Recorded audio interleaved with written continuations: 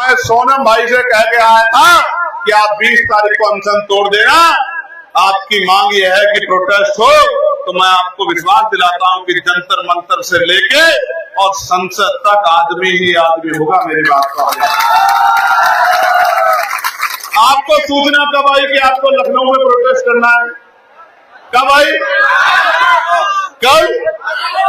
अब सोचो अगर एक हफ्ते की सूचना पर मैं लखनऊ बुलाऊं लोगों को तो क्या होगा? दिल्ली जैसे 10 जंतर मंतर में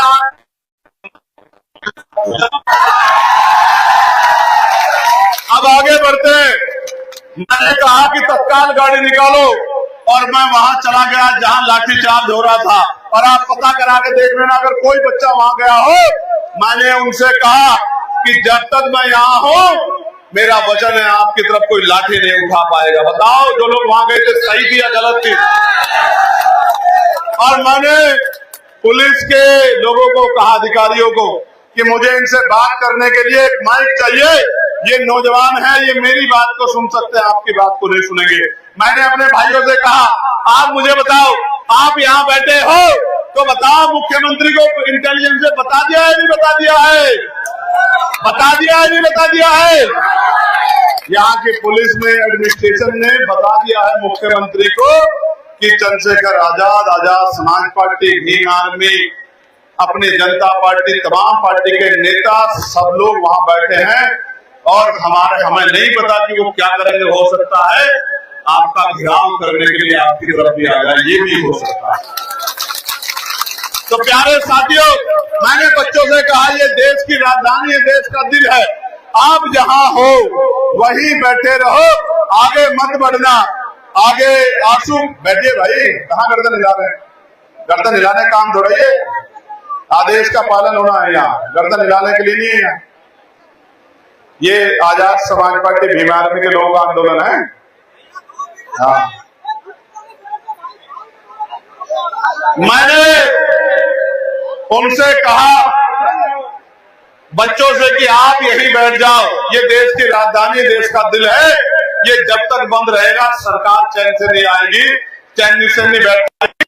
आप आगे बढ़ोगे, तत्काल पुलिस आगे से आंसू गैस के गोले लाठी चला रही है, मैं आपको पिटते नहीं देख पाऊंगा, आप बैठ जाओ। बच्चों ने मेरी बात मानी, छात्रों ने मेरी बात मानी, मैं आगे बढ़ गया। आगे आंसू गैस के गोले चल रहे थे, उस आंसू गैस के गोलों के शिकार हम लोग भी हुए।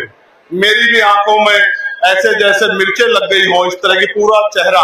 वो तो अगर नौजवान साथी तत्काल पानी की व्यवस्था नहीं कराते तो शायद देख भी नहीं पाते।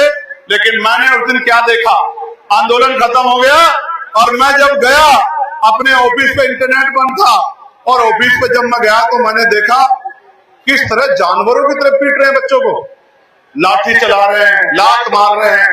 बच्चियों को आपने भी देखा होगा वीडियो, प्राइवेट पार्ट पे पीछे से डंडा मार रहे हैं, कपड़े फाड़ रहे हैं, रो रही हैं बहनें, रो रही हैं माएं, और निर्दोष नियत बच्चों को जानवरों की तरह पीटा जा रहा है। मैंने कहा ये तो ठीक नहीं है।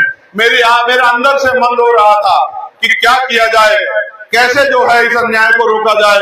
मैं तत्काल जो है मैंने फैसला लिया कि सरकार को जवाब मांगना पड़ेगा, और पार्लियामेंट में बाबा साहब अम्बेडकर की एक स्टैचू है जो लंबे समय से लगी है, उस स्टैचू के पास, उसके नीचे जाकर मैं बैठ गया। बारिश पड़ रही थी, अचानक से गया, सब लोगों में हल्ला मच गया। ना ही कोई बैठने की व्यवस्था थी, ना ही कुछ और। एक चादर थी, वो चादर सिमेटता गया क्योंकि बारिश पड़ रही थी, लगातार वो भीग रही थी। एक छतरी थी, उस छतरी को लेकर बैठ गया। पूरी रात कुदरत ने ऐसी परीक्षा ली, राकेश भैया, बारिश ही नहीं रुकी पूरी रात। पूरे दिन का मैं थका हुआ, और पूरी रात बेटे उधर से लिया, उधर से लिया, बीच में मत, उधर से लिया, उधर से पीछे से लिया, पीछे से लिया। पूरी रात बारिश पड़ती रही और मैं मोर्चे पे डटा रहा। अगले दिन की सुबह हुई, मुझसे स्पीकर साहब ने बात की, मुझसे कहा आप छोड़ दो वहां से, आप अंदर आके बैठ जाओ। रात में भी उन्होंने खबर भेजी कि आप बीमार हो जाओगे। मैंने कहा बीमार नहीं, मौत भी आ जाएगी तो मैं यहां से हिलूंगा नहीं। आपकी सरकार अन्याय किया बच्चों पे, मेरे बहनों भाइयों पे, मैं हिलने वाला नहीं हूँ। उनको लाठियां पड़ी हैं, वो खुले आसमान में सो रहे हैं, वहाँ चादर भी नहीं है, वहाँ पानी भी नहीं है, वहाँ खाना भी नहीं है, और आप मुझसे कहते हो कि मैं उनका प्रतिनिधि हूँ, मैं जाके गद्दे पे सो जाऊं। मेरा जमीन इस बात की गवाही नहीं देता, जहाँ वो पड़े हैं वहीं मैं रहूंगा। सुबह के समय फिर बात हुई, मैंने कहा कि मैं यहाँ क्यों बैठा हूँ कि जब हाउस चलेगा तो पार्लियामेंट में जाके अपनी बात रखूंगा, और जब हाउस नहीं चलेगा तो इस खुली जगह पर बाबा साहब के स्टैचू के नीचे बैठ के मीडिया से भी, फेसबुक से भी, इंस्टाग्राम से भी देश के लोगों को संदेश दूंगा कि ये संवेदनहीन सरकार किसी को सुनना नहीं चाहती। अगले दिन फिर रात हुई, ऐसे बारिश ने फिर परीक्षा ली, हम परीक्षा में पास हुए, दिन निकल गया। फिर स्पीकर साहब ने वार्ता की, क्या चाहते हो? मैंने कहा एक ही चीज चाहिए। बोले क्या? मैंने कहा सबसे पहले शिक्षा मंत्री का इस्तीफा। और उस इस्तीफे के बाद जिन बच्चों पे लाठियां जिन्होंने चलाई है, उन बच्चों पे लाठियां चलाने वाले मेरी बहनों पे, मेरे भाइयों पे लाठी चलाने वाले अधिकारियों पे कार्रवाई जब तक वो नहीं होगी तब तक मैं मानूंगा कि सरकार हमारे बच्चों की तरफ नहीं देखेगी।